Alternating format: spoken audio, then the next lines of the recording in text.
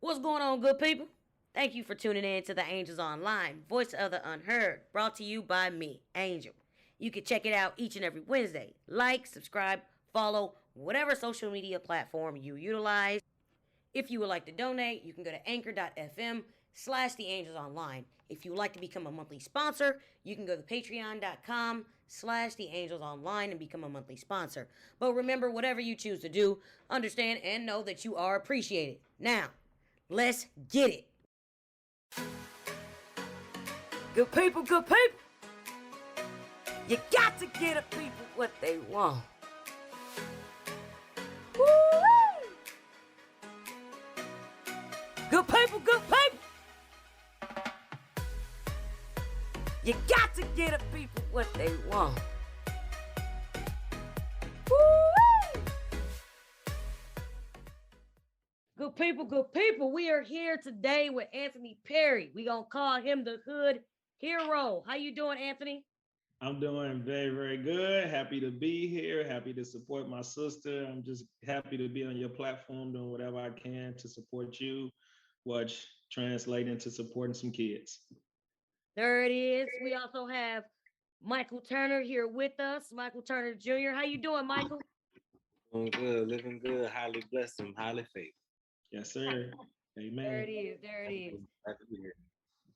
Awesome. So we got Anthony Perry, ladies and gentlemen. Y'all know this is the episode 1 of the Angels Online, but we had to give it to somebody who would really start us off. Anthony Perry, Mhm. senior customs business partner at Kimberly and Clark, running over $60 million in business. He is holding it down. Graduated Eureka High School class of 2002. All state football, all state metro, all everything. Suburban South long jump, college football, a business administration degree, and a master's in business administration. But what I can say is he started from somewhere, right? Totally agree. Anthony Perry, you started from somewhere. Penrose and Newstead. Where is that at, sir? Northside, St. Louis. You Ah, know, with Newstead, everybody know Newstead Natural Bridge where the library is. I'm closer to O'Fallon Park. Um, I lived on Holly, right across the street from Yeatman School, literally the second house off the corner next to the Bosman twins. You probably too young to know about the Bosman twins, but they yep, yep. kind of famous for jazz. I didn't know too much about them either, but I know they live next door to me.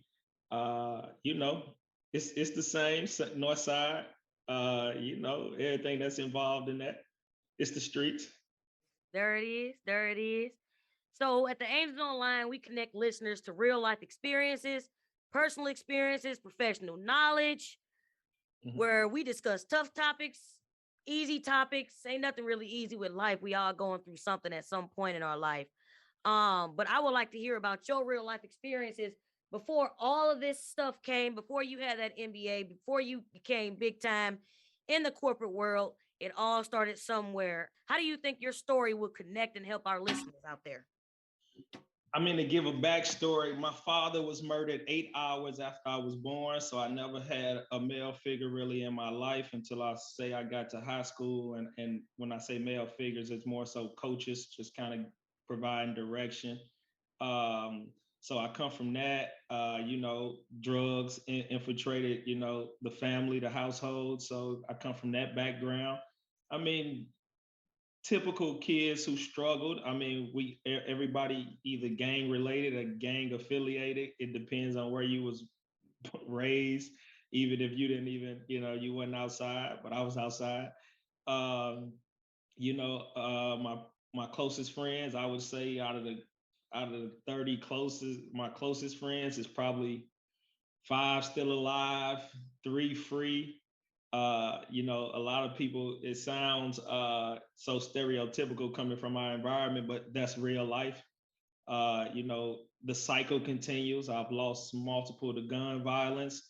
I got some that strung out on drugs that you never would think, you know, that would be the course of their life. So I mean, I just come from that background. It's real. I mean, if we want to talk about, you know, the drugs, the gangs, the shootings, I mean, it's happened. I've been around it. I've witnessed it. I've been a victim to it. Had somebody put 25 shots in my passenger side door, hit my kid's mother twice before I had kids. So my background real. It Mm. where I'm at, it ain't nothing but a blessing. So when somebody want to talk to me, I can relate to anything. I mean, how transparent can I be on here? Because if we, I've Listen, done it all. we don't. You cannot Ain't no filter. you cannot make up a story about somebody's life. You know, I'm a realist, and we got to keep it. We gonna keep it funky. You know what I mean? Because somebody out there is listening, and somebody out there really needs to know what's going on and how they can either get where you at, survive where you've been. You know what I'm saying? So we gonna tell like it is, and we gonna start. We gonna go down memory lane. You know what I'm saying? For right now, did you have any plans for the future, like career goals back then? Are you completely fulfilled with what you have been able to achieve? No and no. No, I never really thought about college. I never thought about graduating high school. I didn't think about it, but I enjoyed school. I never failed the class. Uh, Honor roll, the typical. I would say, and you went to school with me, the bad kid that was very smart. So I mean, I took the accelerated classes. I was suspended damn near every other day until probably junior year when I kind of matured. Um, so no, to answer that question, I didn't think about college. I didn't think about a career. I didn't know what I was going to do next until one of my coaches told me I was being recruited, and then I'm like, business. I'm gonna go into business because typical. I had sold everything, I did everything, so I'm like, the same skill set can transition into corporate America. And then that work ethic, that's something somebody can't teach you. Shit, I mean, I wasn't gonna finish last. Right. If we was running, if I did finish last, I still gave it all, and I was gonna work to make sure I ain't finished last again. Nobody compete hard as I can. That's in life. Like Rick Ross said, life is a competitive sport, and I mean everything you do, like I compete at it. And then when you say, "Am I fulfilled now?" There's different senses of fulfillment for me. When we speak to, am I able to provide for my children, my family, put us in great situations, in good schools, in safe neighborhoods? Yes, that's very fulfilling. I mean, that's I'm father first. That's Right. I don't care about none of this other stuff. If I ain't the best father I can be, none of this matters, and I wouldn't be in the position I am today. So, am I fulfilled with that? Yes. Do I have a self fulfillment? Like I've found something like my calling. I ain't got to that point yet. Uh, I'll know when I'm there. I ain't there yet, but it's a challenge though. It's nothing to be like, put your head down. I'll find it. You might find it at 60. But Right. one thing I'm gonna tell you, I'm enjoying my life because I live, and I don't know if this is because I'm a product of my environment, but a lot of times I don't live for tomorrow. Like I'm enjoy this moment because I don't know if tomorrow promise. Right. Now, when we talk financially, I prepare for tomorrow more so making sure the kids good, for college. Because after that, I'm raising two. I'm raising three men, really two biologically and a stepson. After college, I'm gonna make sure you come out with no debt. But you a man, you can't ask me for nothing. There it is. There it is. There it is. So you Oh, got to, that's nobody learns nothing from good times. You know what I mean? Like mm-hmm. they got to struggle, and even though we're in a good situation, like they got to come with good grades. You got to clean the house. You got to take out the trash. When you get to St. Louis, you got to cut my mama grass. You got to rake. You got to clean. This. I ain't just giving it to you. Come on. Yeah. I mean, and if any of your kids listening, I mean, they go to hard work. The biggest issue in our community is a lack of structure. Yep. A lot of times that come from if the males are in the household or if your mother is basically laying down the law, because we know that we got some mamas that lay down the law too. Mhm. But I'm a firm believer in structure left the house once the crack pandemic hit, and then the fathers were removed from the household, whether voluntarily or forcefully, right? So now you got moms working two jobs, they ain't at home, so they don't make them bad mothers because they trying to, provide. But now they left out there in the streets, get a hold of you. Shit, when you jump off that porch, it's hard to turn around. It's hard to bring them back in. So when we speak solely to me as a man and as a father, providing that structure, like 8 o'clock, you need to shower. Is your homework done? Don't do nothing until it's done. But to make sure your kids are engaged, time. And that's where you come in. When you come in and you reach out to these kids, what you're really giving them is your time. And if they got to come to you for your time, then that's because there's somebody that there's a lack of Mm-hmm. attention that they feel in whatever virtue of their life. But time is the most important thing, and then constructive. Making sure that it's positive, feeding them good things. Now I feed mine positive affirmations all day, and I also give them the real. Right. My son just broke down crying to me last month because he wanted to try out for the basketball team, and he's a junior in high school, and he's the worst damn basketball player I've ever met. I had to tell him, no, you ain't finna go waste your time. Like, what else you want to do? Sometimes it's hard because we in these, we in this generation where we be just feeding your kids. Sometimes you got to be honest too. Like that go a long way. Like if you suck, you suck. Your daddy gonna tell you the truth, and you gonna respect it because your daddy. And what I also told him, if I ain't able to, if this is what you want to do, I'm gonna be there to support you. I'm always be in the stands, but I gotta tell you the truth. Do it look like my camera freezing up? Yeah, it's like moving slow. Yeah, I started saying that too. I But don't I hear know. you. But I hear you. You all right. You're great. Okay, all right. So you can hear me clear. Mhm. Everything is clear. We got some good. We making something shake right now. This is the Angels Online episode 1, giving it to the people. You got to give the people what they want. All the time. So so I got a question. We're gonna talk about growing up. Penrose and Newstead. What was the education? Where'd you go to school at? What was that like for you? In I the mean, neighborhood or? no. So the blessing is, my mother sent me. At this time, it was called the DSEG program, short for desegregation. So I was bused to Eureka High. I was bused to Rockwood School District. So elementary school, I went to Gegi Elementary until I was suspended. Then I went to Gunlock Elementary. Then I came back to Rockwood and went to LaSalle Springs. I was kicked out January 1st of my 8th grade year. I never graduated from 8th grade as far as having a ceremony. I never finished 8th grade. I was passed right along the freshman year of high school. I couldn't attend any other schools because I was expelled. So when you talk about a story, this is a real story. So then I ended up coming in Eureka my freshman year. Of course, like I said, you only need one person to see something in you. So like my coaches seen something in me, but I had the other teachers and principals like that thought I wasn't gonna be nothing, and that was cool. See, I wasn't even thinking about being something. I was just enjoying my. I'll go back and do it again. Good time at Eureka. You finally stayed at one school, and that was Eureka. You finally stayed there. Yeah, so I graduated in '02.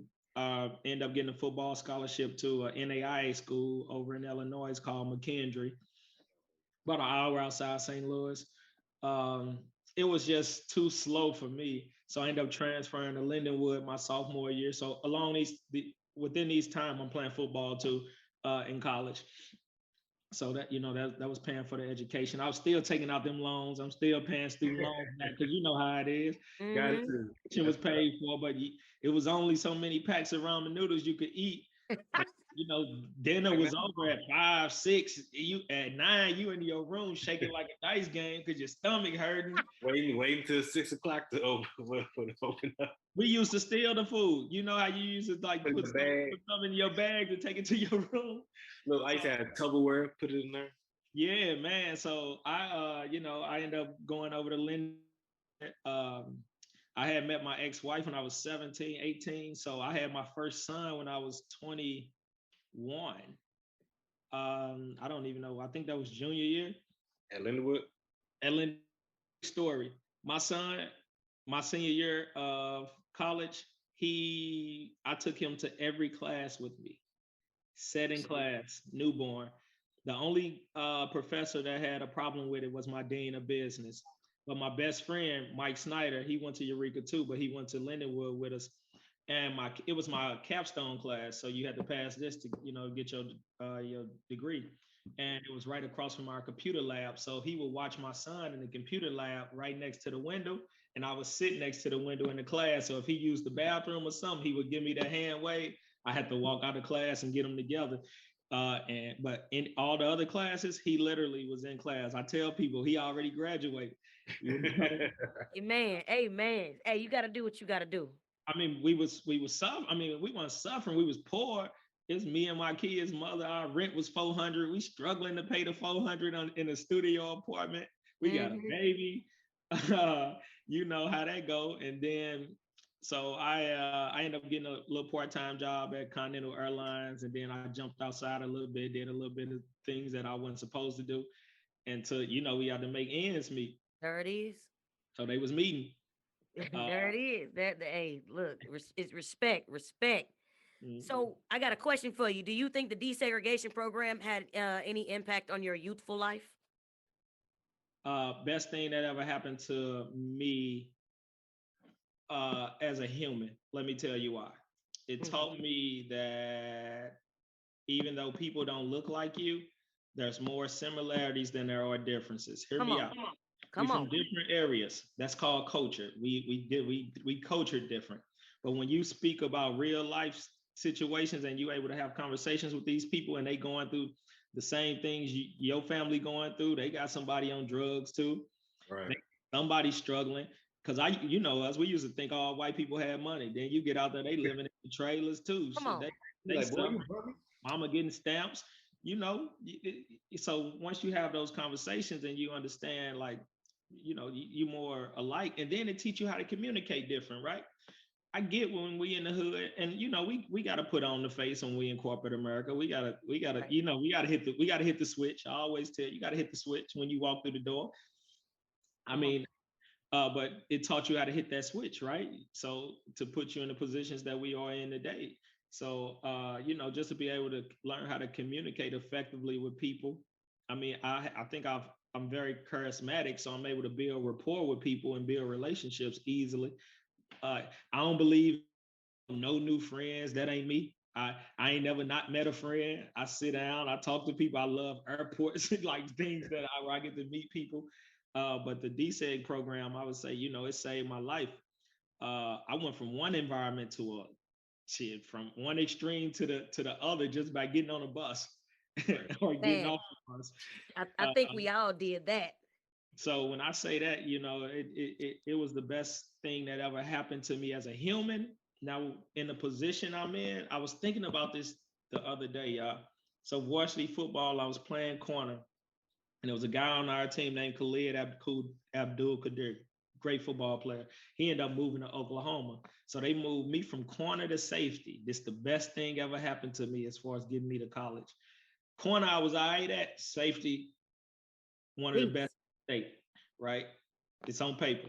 So when they moved me there, because coach like, I'm gonna try you here because he leaving and we need somebody to fill that position. Football it's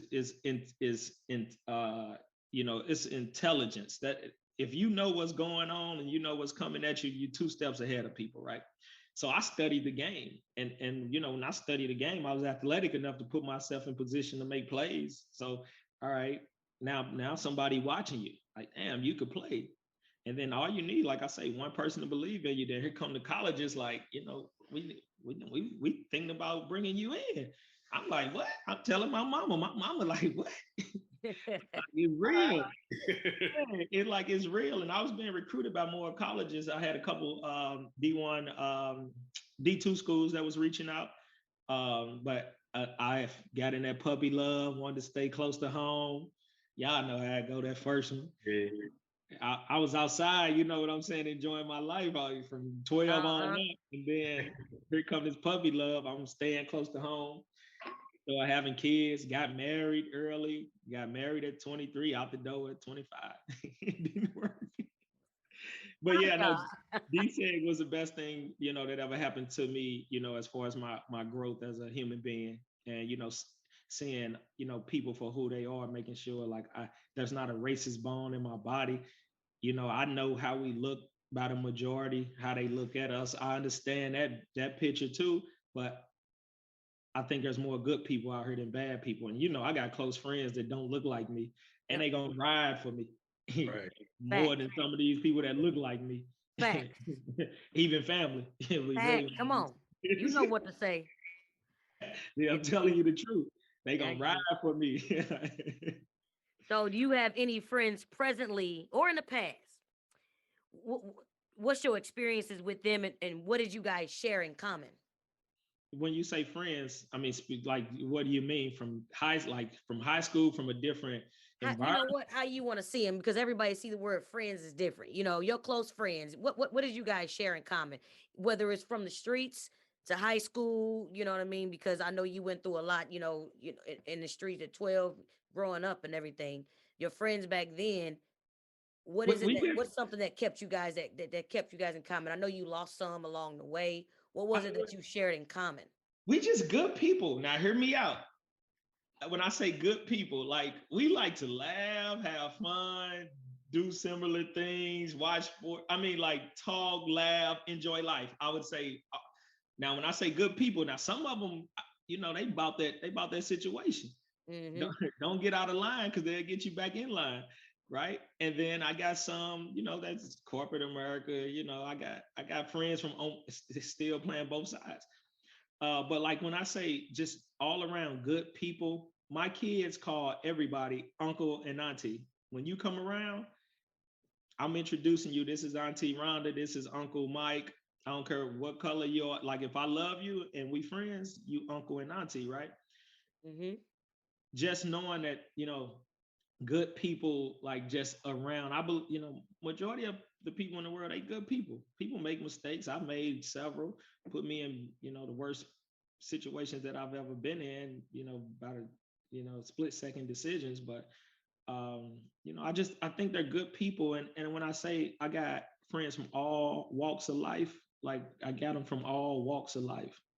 And I love them dearly and they love me the same. So, what's in common is I don't just to give a high level view, just good fun people that like to enjoy life. I don't think I'm friends with nobody who boring. Right. And Hey. I mean, hear me, like boring. Like I ain't saying they don't like sit in the house and read books, but I'm saying like when we come around, they laugh and give good energy. I guess if that's Energy is important because we got to have a good time, baby. We just trying to have a good time. We trying that's to what catch a good time. because it might be So your last time. come on, you know what to say.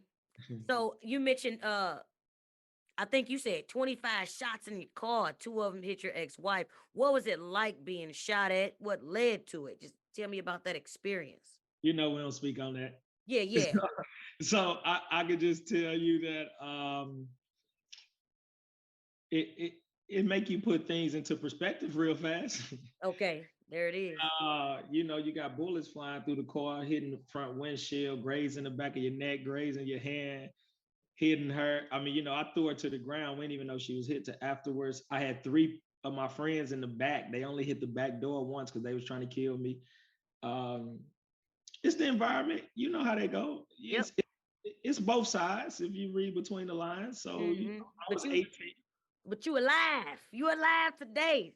Yeah, I was 18. Like, you know Mm. what I mean? I didn't Yeah. have any kids at the time. So Mm-hmm. y- kids make you, make you have a different perspective on life too, right? So I'm 18, I'm wild, I'm knocking people out. Everybody, this is the truth. It can be validated.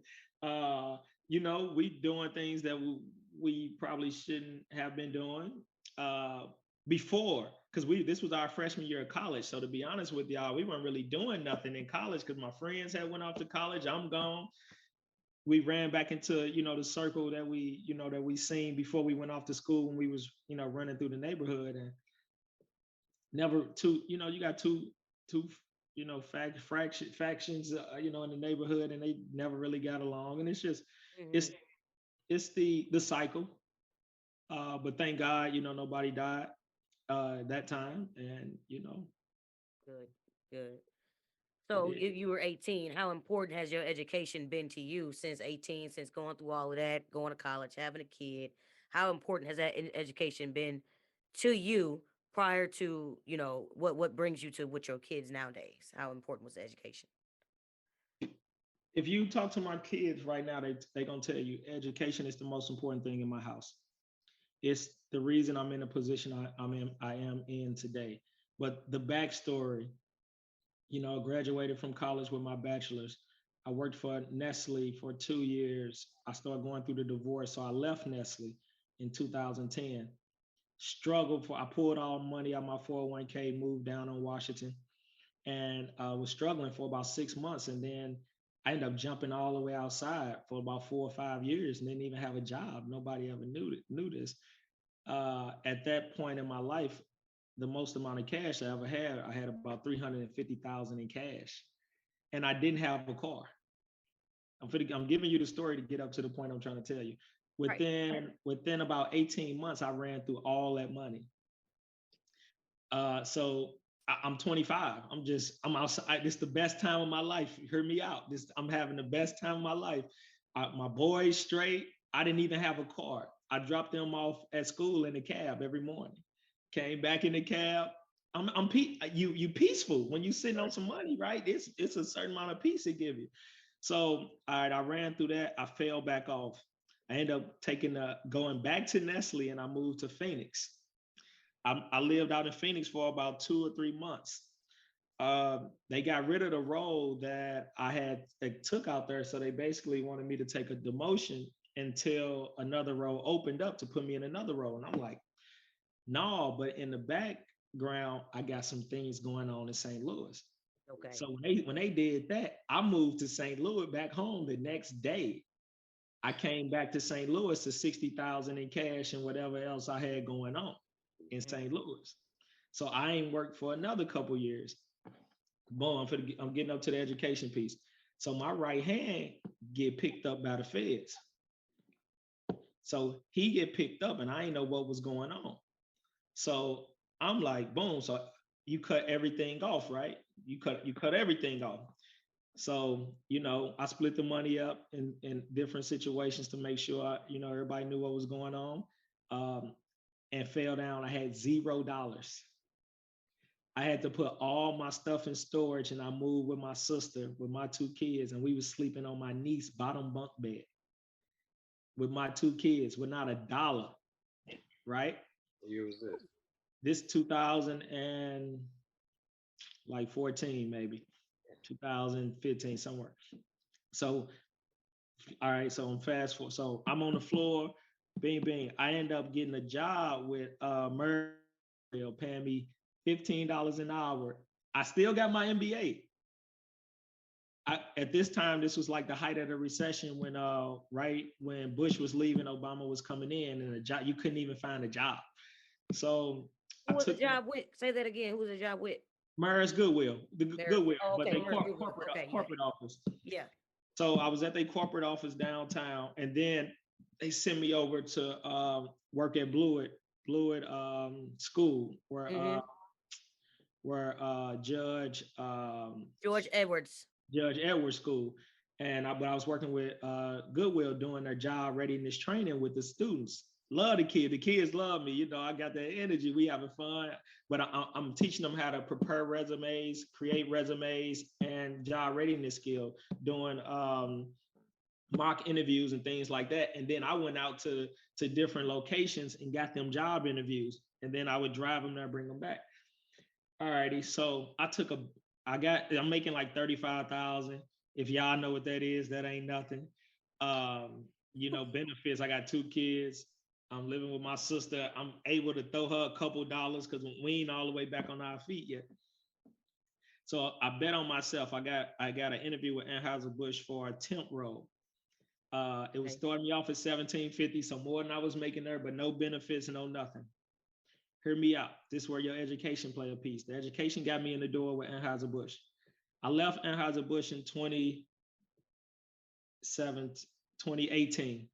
Okay. I left Anheuser-Busch making 180,000 a year. Ooh. I like road. Your promotions just kept going. I got promoted every year I was at Anheuser-Busch. I end up leaving St. Louis in 2017 and moving to LA. And I actually ran and managed the distribution center for Anheuser-Busch. It was a startup. So I actually started up a distribution center for them. We went through construction. I put $3 million worth of refrigeration on top of the roof. We had to be certified. It was helicopter in. I'm managing this. Then I'm managing the 3PL that's doing all the loading, unloading of the trucks and managing our inventory. And I'm managing the security team. All this under me. Mm.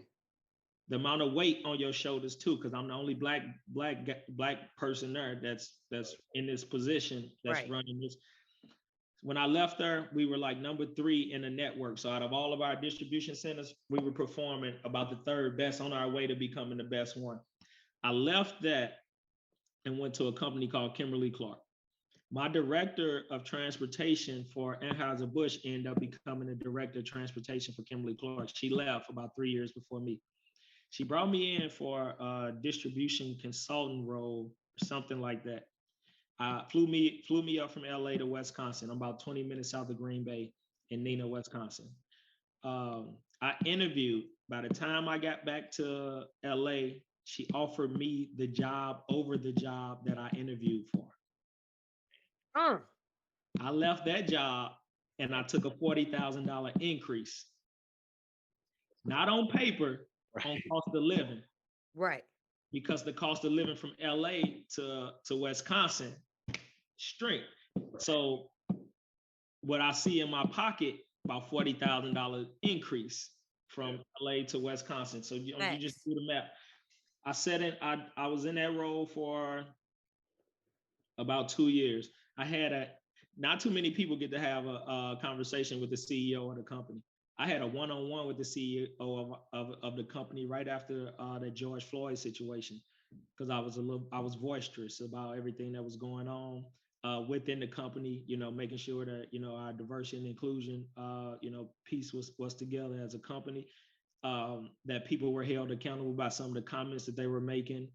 People that didn't look like us, who didn't understand the situation or didn't try to understand it. But he was willing to have a one-on-one conversation with me, and back to being charismatic and building rapport with people. We get on the phone. It's supposed to have been a 15-minute conversation. We talked for 2 hours. He like, what you want to do after this? I'm like, I'm trying to move up in the supply chain, because I consider myself supply chain expert. I've been supply chain most of my life. He Mm-hmm. said, if you really thinking about running this company one day, go learn the sales side of the business. That's what make the company, move. I'm like, cool. So he had me talk to the VP of sales and then to some other VPs and directors. And then back to, I'm having these conversations. I know how to sell myself. If you can't sell yourself, you're going to be stuck. I worked my way in. This was the blessing. It was a remote position. So I ended up interviewing, got the job. Now I'm a senior customer business partner. Don't nobody get in this role without no background in sales, right? I Right. have zero background in sales. I did it for a couple years when I first came out of college with Nestle. But I get in this role and I come out, I'm managing 60 million in business. The job is permanently remote. I uprooted my family out of Wisconsin because it wasn't very diverse, and we moved to Miami. So I'm in Miami right now. Uh, so when I say education, that's what got me here. And I got one of my close friends named Terrell Jones. He the sales director or vice president of sales for Bush Baked Beans. He's from the North Side too. He's from right there. We from Penrose and Newstead, right? He was a D1 football player out of Melville. Ended up playing at Miami of Ohio. He used to come through. I'm going to get you the game on this about education. He used to come through in he had a Chrysler 300 sitting on some 22s, right? Y'all know where when people ride through the neighborhood, what they doing, right? And he used to always tell me, like, Ray, the money will come. Ray, my middle name, most people call me Ray. He like, Ray, if you stay at it, the money will come.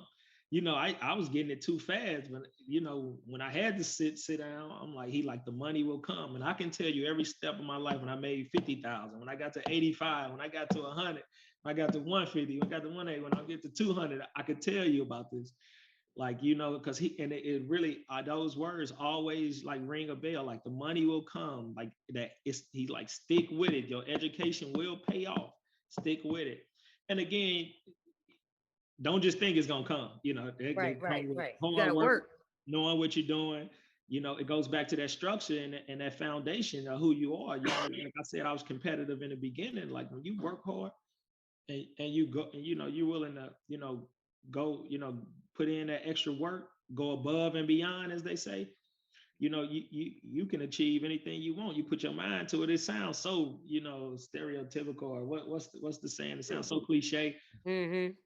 But well, man, when you put your mind to it and you go get it, and you don't want to hear what nobody got to say till you get it. Like when I was sleeping on that bottom bunk, like that was a reality check. Come on. Come I'm on. in there, I'm holding two boys. We in here. We used to go eat, right? I go get them some Chinaman. They'll split a box, right? I couldn't afford mine. People didn't even know I was struggling. So, I'll wait till they get done. If they ain't eating none, I'm over there. I'm just eating what was left. You get what I'm saying? Uh, but Man.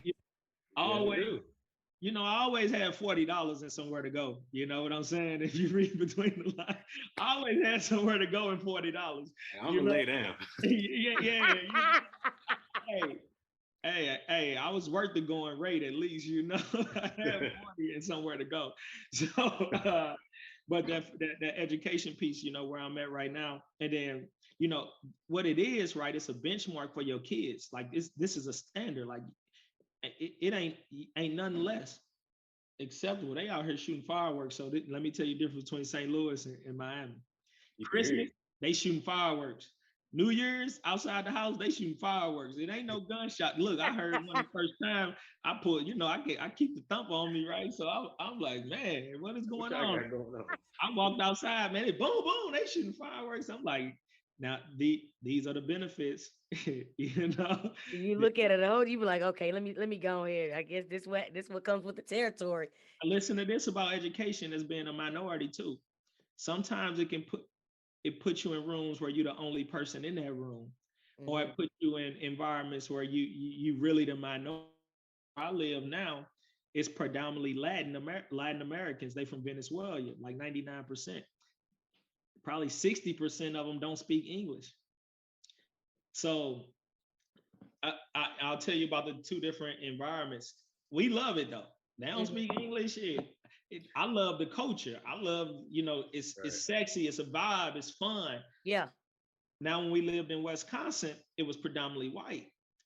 It was very uncomfortable, even for the kids and for my lady, like trying to transition into the community. Like, and you really stick out. You walk in a restaurant, they just looking at you. The landlord asking me, things that he shouldn't have been asking me. Like, are my kids bad? Like, what? Like, what are you talking about?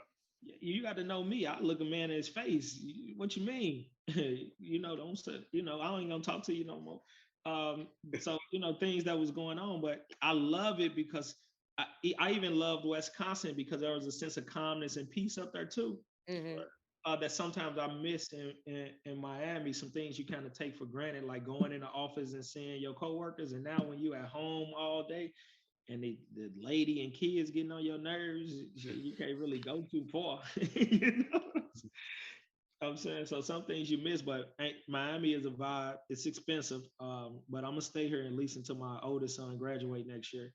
Then I might relocate. That's one thing I love about my family and me exposing the kids. That education thing too allowed me to show them some things that we ain't never seen. They've been to Vegas, they've been to LA, Chicago, Miami, New York, Philly, DC, Dallas. I mean, you name it, like, I make sure that they see the world. So when it's their time, go, son, like, go fly. Like, you ain't nothing holding you back. You know what I mean? And that's that education piece. And I push it with them. I got one junior, National Junior Honor Society. And the other one, if he tests, he would be in it too. Straight A. I got three boys actually here, straight students. You might get a B or something here, but I talk to them like, man, hey, Don't son. bring that B up in here, guy. I mean, but it's the thing too about being a parent. Know your kids. Like I had my kids in music or something. They eighth grade year, they was down there had an F. It ain't them. Like I think they was playing like the cello or The something, cello. Oh yeah. something. And they was sucked, right? He's like, I ain't doing this. Yeah. Now we know, like, no, they'll tell you no music classes. No But no, music classes. education is, very, the most important thing that, is pushing my life today, that's got me in the position that I'm in. I'm not gonna sit and tell people education is the all in, because I got some friends that's entrepreneurs Mm-hmm. that's making more money than me, running, they got their own trucking company. It's what's in you. Now it can't be on you, it's got to be in you. That Yeah. they struggle just like me. I can put him on here. He can tell you stories about how him and his family had to sleep in hotels and rooms from night to night, because don't nothing come from, everything come from that struggle. Like it puts something in you. And people ask me now, because, I told you I got the Airbnbs. I started a cleaning company down here that's doing well. I'm brokering yachts. I'm brokering exotic cars. I don't have to do that, but it's something in you. Like you don't never want to It's be that broke again. hustle. Right. Yeah, like hey, I know what that bed felt like. I know what I felt like. Like as a human, as a man, I'm like, I ain't never going back. Yeah. You know what I'm saying? Like and with the cleaning business, I spoke to y'all about my income. I be out there scrubbing toilets. Hey, Really? Money though. it's a demonstration, which leads to Example. what are your future plans for the kids? Well, I do preach this college to them. So like that's what I preach. Like college education is number one. Now, if they come to me and like, Daddy, after they graduate high school and they like, I want to start my business and whatnot, I'm gonna give them this one spiel. I give you a year, then you gotta get out. But you got to figure it out. If that's the route, I'm gonna support you, whatever you're gonna do. But college is like that's where I'm pushing them, and that's what they want to do. From what I hear, I got one that want to be a lawyer, one that want to be a biochemist, and then my youngest son, he's still he only 13, so he's still trying to figure it out. Right. But Baby boy. he want to go to college too. Um, like that's and I'm gonna pay for it. Like that's my last shebang. Like I'm gonna pay for your college. I don't want you coming out with no debt, because I'm sitting on 100,000 in debt right now. It's the best 100,000 that I owe though. You know what I'm Okay. saying? Me and Hey, you both, but but I took it. I ran with it. yeah. So so yeah, pushing them to be better than me. Like that's all I talk to them about. You got to be better than me. I'm human. I've made more mistakes than anybody I know. I've made decisions like that I regret to this day. But again, you can't dwell on it. You got to keep going. There's things that I ain't proud of that I've done, but you just got to push forward. So my only thing, sometimes I'm still making mistakes and I'm coaching and teaching in the middle of it, right? Like, some Come on. I'm still, trying to control my emotions. Somebody get out of line and I'm gonna go with them, right? But I'm trying to teach the kids how to, you know, Stay calm. Don't do that. Don't. hey, don't ever let somebody take you out of character. Yeah. And I'm I'm still learning. I love that. That's I got my 2022 goals. That's the thing. People need to set goals. Kids have a goal, have measurables, measure it. Understand when you're getting somewhere so you can celebrate those wins. And if you fall short, that that you got to put in some more grind. Like that's important. So I have that with them. I'm hard on them. Like when I say hard on them, like I love on them too. That's the difference. Mm-hmm. I never get off the phone without saying I love you. It ain't one day. Your daddy love you, but I ain't tolerating no bullshit. There it Like is. you ain't never disrespecting an adult. A woman ain't never got to hold the door open for you. You know what to do. Maintain your grannies, your aunts, your uncle. If they adults, it's only a certain way that you can talk to them. Even if they out of line, you come let me talk to them. You know. So that's just principles I raised them on. So, education number one, be respectful, and if somebody put their hands on you, try to kill There it is. them. Safety is sexy, okay? Hey man, they dangerous. So what do you have any concerns about your children or fears about their safety? All parents do. Mm-hmm. Number one, maybe a little bit more for black parents, but all parents worry about their kids. But I am raising black men, and I'm putting them in environments where they are the minority. So I worry about that. You know what I mean? The stereotypes. We like to wear hoodies. That's just our culture. We love that, and you don't want to be stereotyped and profiled. So yes, I worry. I'm going through this thing right now that make me very, very emotional because my son leaves next year. I mean, Mm-hmm. 2023. Like he gone. My whole life changes because Mm-hmm. my life revolves around my kids. So now what? I, you know what I mean? So now I'm Yeah. like, Whew. now and then 3 years after that, the second one gone. Then a couple years after that, then now I'm sitting up here like I'll be an empty nester by before I'm 45. Well, I But remember when they was born. man, it seemed like yesterday, right? And that sometimes that be getting me into this emotional place where I be in this emotional state of mind that sometimes bring tears to your eyes, even as a grown man, because your whole life changes. Is that is that like an anxiety? Because that Yeah, was my next question. Do you have fears, worries, or anxiety? So I guess you not having your kids at home anymore. That's the fact that they're growing up. yeah, and not only just being at home, like when you ain't there to protect them, no Yep. matter what. Cause see, people will help people. So like if my kid's in a bad situation, there are people that will come to their defense and help them. Ain't too many gonna die for Mm-hmm. them. That's how I'm coming. So that's that feeling like if they in them situations like and then right. So I've been able to put them in these environments, but I also have taking them out of that environment in which I grew up in. So when Uh-huh. we talk like street smarts and following your intuition, if you don't feel it, get out of there.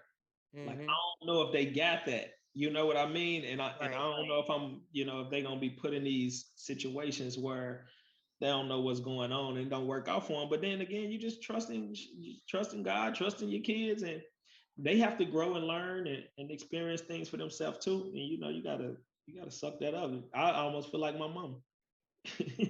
Were you- they growing up. I got a question for you. Were you bullied when you were growing up? No, I was the bullier. Your kids pretty strong then. They don't get bullied, huh? No, and we don't even tolerate that. I got one who is flat out goon. Uh, and that's the one in Junior National Honor Society, and he's calm. This is why I talk about parents and instruction. Anytime he put in a situation and he feel like he need to move, he called me.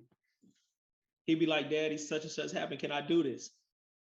And more than likely, I'm giving him the red light, like, "No, it ain't even worth it."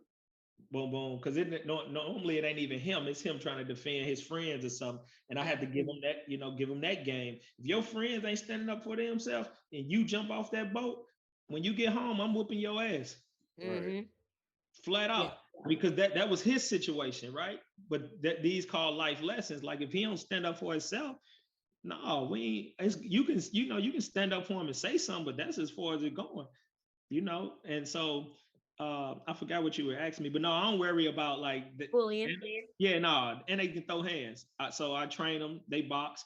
The little one is the one that people, this is the nicest person I've ever met in my life. He's the person that impacted me a lot because he's just so nice. He always see the positive in things. He's just the nice. And when I say the little one, my biological little one, he just see the nicest in all things and everything. But the man hands is I could train him to fight professionally. It ain't in him though. You know what I mean? Like I get him out there. Now, big bro stronger than him, hit harder than him. He ain't ready. But like as far as like how you throw a combination, your technique, like it's just natural, right? So I ain't worried about that. Like he the one, like big bro gonna come through. He with it. Jump him, he with it. And then the little bro, the one that know he got to do it because if I go home and I don't help, shit, that's hell to tell the captain. Don't come up in here ain't talking about you ain't. You better do something. Yeah, but you know what? They ain't never really had no problems. Like they good people. Like They are that's the good best kids. thing I could do. Like all three of them. Like the little one, my lady son, my youngest, basically I'm raising him. Like when I go there, like all the little girl, Reggie, like you know what I'm saying? Like they want to be around him and stuff, but they be like, "Your daddy handsome." They don't even know I ain't his real daddy because his real daddy ugly, right? So, no, no, but nah, you know, I'm blessed with three amazing kids, good schools, and then like the people at the schools, like they be cool too. You know what I'm saying? Like especially in Good. Miami, man, they have these parties that I be jealous of. They be at these houses with pools. They be jumping off the roof. Be lit. Now let me give you backstory on my kids. I got one that's very, very intelligent with zero common sense. This the oldest. I got one that's very intelligent with all the common sense. I make the little one go with the oldest one everywhere he go because he the one that be jumping off the pool, off the roof in a 3 feet pool head first. Like So why you so little bro gonna check him on it. You know that's his conscience. So because Take him with you. He's going yeah, to. they already know. He be like, Daddy, can I go to the party if Jordy want to go? like Yeah, can he go? Yeah, I'll see y'all when. But they tight though, man. They like this, you know. Yeah. And even blending families was like one of the hardest things I ever did. And now all three they relationships pretty cool now. So that's a blessing to see. Do you have any regrets about anything you've done in the past? Yeah, I mean, most people do. Like I had a marriage that failed. You know what I mean? Like nobody want to raise their kids outside of the same household with the mother, but things don't work out right. So that's probably one thing that I regret. Um, I've had some, people as adults come back to me and like, you bullied me in high school, and now I'm just cool now, and I'm like, damn, I don't know what kind of impact I had on these people's lives. So sometimes I'll be regretting that. And then, I'm human. So some things I say to people I love and things that I do, especially when I'm on that liquid, sometimes I, make some mistakes. So yeah, regrettables, but do I like carry them with me? Like, nah, shit, everybody, got some things they wish that they can change, but God things work out the way they're supposed to. If you could turn back time and change some things, would you? And what would they be? Never. There it is. Did you hear Okay. that? I wouldn't change not one thing, nothing. Everything is exactly how it's supposed to have fallen in place. You know. Uh, Now when we talk about damn, so when I say nothing, there's one thing. I never met my father.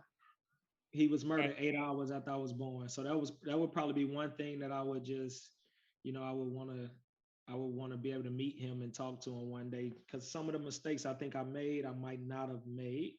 Mm-hmm. I had, that male, because I'm pretty sure he's made some mistakes, and most good fathers won't, want to raise better men. Or, so, that's probably the only thing. But as far as like choices that I've made, like, no, I'm here every day. I'm just striving to be the best me I can be. You know what I mean? Yeah. Shit, I'm flawed, but shit, I'm solid. Where Where do you see yourself and your family in 5 years' time? I don't know. There it is. I mean, I could speak to 5 years. I should have two boys in college, right? What's 5 years from now? You 26. got me thinking too. What's It's 2021, but we let's almost just in say 2020. 2027. Yeah, I think Yeah. I would have two in college and one in this senior year. uh, So hell, I would probably have one graduating with his bachelor's. 20, no, no, maybe 23, no, no. But he might be. He might have graduated because if I probably know be a Yeah, Junior or something. yeah, but he might do summer school. I know him, so he probably get it done with. So I probably, as far as like that, that's the only thing that I think would be there. Like as far as my life, I don't know. I just go with the flow. Like shit, You gonna stay in Miami? I, I like LA better, but one thing I can tell you, I'll be living close to some water. That's Right. one thing I can tell you. I like Tampa. Like Tampa. I love Tampa. Clearwater. Ooh. Yeah, that's one of my favorite beaches. I plan to retire or at least leave corporate America after I put all the kids through college. Mhm. Even if I ain't old enough, and I'll keep it like I'm gonna pull all my savings out, and my ultimate goal plan, I'm gonna move into the Caribbean and open up me a little tiki bar or something. Two pair of shoes, two pair of flip flops, pair of Yeah, your shorts best and a life. t-shirt, and Yeah. you know, and that's one of the things I tell my kids, and that's one thing I've been thinking about looking for a plot of land for me to be buried on because I want to be buried looking over some water. Don't bury me off St. Charles Rock Road. That's Right. one thing I keep telling. No, do not bury me in Wellston or Look, Normandy. Like, come on. Like I did no, not come back to this. Put no, me in the sea, man. Put me in the sea. no. I want to be buried. I want them to be able to come and see, visit, a headstone or something. So I don't want to be cremated, but I want to be overlooking some water like Kobe. So I'm actually looking into looking for that plot of land and start paying for it now. Like shit, if it's $50 a month or something. And Right. now, if anything happened to me or whatever, the kids are very, very well taken care. One thing that most people don't do, like I make sure I'm insured. Yeah. What is Yep. it? Six, seven figures. What's a million? Seven. So, Yeah, Mm-hmm. I got a little bit over that on me. So if something happened to me, and then my beneficiaries, like y'all straight, Mm-hmm. what you gonna do? So yeah, like that's the ultimate goal. But 5 years from now, I don't know. Just enjoying life with my friends, getting old. Shit, hopefully enjoying, you know, still drinking and well, I'm trying to not like drinking because I plan on cutting back a whole lot, A but cocktail and being able to sit back and relax. Put your yeah, feet in the sand. yeah, in a healthy relationship, you know, getting some action occasionally, you Growing know, old and being great. hey, the things that we want to do that make us happy. I'm Man, human. this man, you gave us a wonderful, wonderful, just man, ain't no really this is good information, is educational, it's everything. So so I usually do a do you. A do you is just a question that you would like to ask the people, that people, it is to bring conversation, it's to bring engagement to people after the episode, and the kids go to school or the friends meet around at a bar. Hey, what was the do you on the Angels Online? It could be anything. What is a do you that you would like for the people? Anything you want. When you say do you mean like a question that you Yeah, a question. uh this is what I've been thinking about lately, and and I know I already got mine implanted, so this is, but I was thinking like about my friends and family, like what legacy are you going to leave? Like what's Hmm. your legacy? Like what good did you put out in the world that people going to remember you by, right? My legacy, if I asked you what my legacy will be, I guarantee you would probably say father, the type of father I am, right? Hmm. 99% of the people that know me probably gonna say father. That's my legacy. I'm Hmm. gonna make sure I put good people in the world that's gonna impact the world and do great things out here and move some needles for people. Um, so like what are you doing today to make sure you're leaving, a legacy, especially to our parents? Like the stuff that I hate the most, like when I see what they doing to they 2 and 3 year olds, not doing to them, but where they online and the shit that they celebrating as cool and it's not. And then when they turn 16 and 17 and they toting guns and cursing you out, and now you don't know why. Like that bothers me. Like shit, you out here and they giving middle fingers and cursing at 2, 3, and you laughing and you and your friends. Like to me, that is the worst parenting that a person. Like, what kind of example are you setting? Because I've seen it where they turn Yeah. 12, 13 and they don't want to hear nothing. cursing you out. They got pistols. They outside, and now they burying their 14-year-old son, and they still don't understand why. And, They don't. and then they wondering why. They still don't understand why. They don't even understand that you really dug that hole for them. Mm. That's hard for people to kind of rationalize. Like sometimes us parents be digging holes for our children. And that's Mm-hmm. something like it's a reality check out here. Like nobody want to bury their son. You want your son to live a good life, be healthy, have a good job, and be safe. And don't push him out into this environment that it's only two ways out of it. Yep. You know what I mean? Like, and I be saying that, like, my son a thug, he gonna be a gangster. Well, my son ain't gonna be a thug or a gangster. He'll beat the shit out your son. Okay. And he know how to shoot guns. So, but they ain't none of that, right? So Right. you raise a good man, and he'll, I mean, or a man, I guess, whatever they think that looks like, and he ain't got to be in the street like we buttoned up. Exactly. And So that's what legacy are you leaving? That that like I don't know why that had been crossing my mind lately, and I was thinking about my friends, and I'm like, what legacy? And for each one, I knew what they were leaving on me, right? But I don't know if they ever think about that. I had put that in the group chat, like, what legacy are you leaving? so You know? that's do you have a legacy that you are leaving? What legacy are you leaving is the do you everybody from Anthony Ray Perry. Mhm. This has been one heck of an episode. I thank you for being the first episode to premiere officially with the Angels Online. Great Shout story. out to everybody.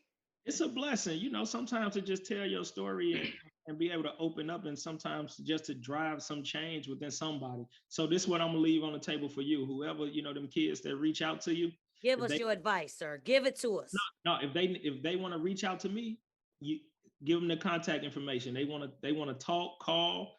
Shit, if it get to a point where we need to get them down here, just to sit face to face, just to show them, hey, hard work can get you somewhere. You know what I mean? Or any advice, business advice, I can put you in contact with people. I mean, hell, with you, if somebody just need a therapist, or just whatever it is, if somebody need me on whatever level, just let me know. Reach out, ladies and gentlemen. You can go to theangelsonline.org. You can email info@theangelsonline.org. Go to the website, whatever you need. You can reach out to Mr. Perry. Reach out to me. We'll get you in contact. If you're looking for a mentor, you're looking for somebody that's to talk to, you got somebody. Ladies and gentlemen, stay tuned. Thank you for listening to the Angels Online. Thank you, Mr. Perry. Thank you, Mike, for being a co-host and being tuned in. Thanks. Let's Well, and I get also it. want to say thank you Go too. ahead. This is a great platform. This is a great I guess you want to say organization. The things that you trying to change, the what you're trying to the drive to get people to come, and kids to be able to open up, and giving them a platform, or putting them in a position where they can kind of be themselves and let out and kind of express themselves, because a lot of us walking around here with all this compressed energy, and we not able to decompress, and then they wonder why we have mental issues. And I'm speaking solely about me. So when you have that platform where you can kind of open up and decompress, so I want to just thank you for that. You keep going, whatever you need, I got you. I appreciate you. I love you. Thank you. Thanks, Mike, for being on here. The questions were great. Just thanks. Appreciate you. All right. Thank you so much. Tell the family we said hello. Yeah, they in St. Louis with you. Oh. All right. Love you. Thank you. All right. Have a good one. Bye-bye. Bye. Ladies and gentlemen, thank you for tuning in to the Angels Online, Voice of the Unheard. Please stay tuned for the next episode next Wednesday, each and every Wednesday, and hopefully we motivate, influence, and inspire you. You are someone's angel. Remember, all voices matter. Peace and love from the Angels Online, Voice of the Unheard.